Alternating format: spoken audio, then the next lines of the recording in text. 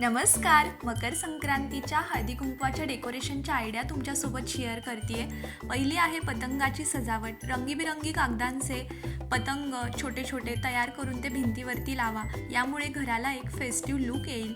रांगोळीमध्ये पतंग, सूर्य आणि तिळगुळ घ्या, गोड गोड बोला असे संदेश लिहा. झेंडूची फुले आणि आंब्याच्या पानांचा वापर करून दारासमोर आकर्षक रांगोळी काढा. संक्रांतीतला पूजेसाठी लागणारी जी मातीची सुगडी असते तिचा वापर करून त्याला डेकोरेट करा. पिवळ्या आणि केशरी झेंडूच्या फुलांचे तोरण मुख्य दरवाजावरती लावा. पांढऱ्या किंवा पिवळ्या पडद्यांवर झेंडूच्या फुलांच्या माळा उभ्या सोडा. हे फोटोग्राफीसाठी छान बॅकग्राऊंड ठरेल.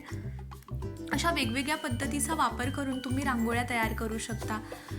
आपल्या रिअल फुलांच्या रांगोळ्या त्याचा वापर करून तुम्ही रांगोळ्या काढू शकता.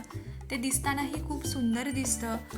सो अशा पद्धतीने तुम्ही वेगवेगळ्या प्रकारचे डेकोरेशन्स तयार करा. मकर संक्रांतीला आपल्या बांगड्या असतात, ज्वेलरी असते, साडी असते, त्याचा वापर करून वेगवेगळ्या पद्धतीचे रांगोळ्या तयार करू शकता. तुम्हाला हा व्हिडिओ कसा वाटला हे मला नक्की सांगा. यापुढे तुम्हाला कोणते व्हिडिओज पाहायला आवडतील हेही नक्की सांगा. आवडला असेल तर लाईक करा, शेअर करा, सबस्क्राईब करा. भेटूयात पुढच्या व्हिडिओमध्ये.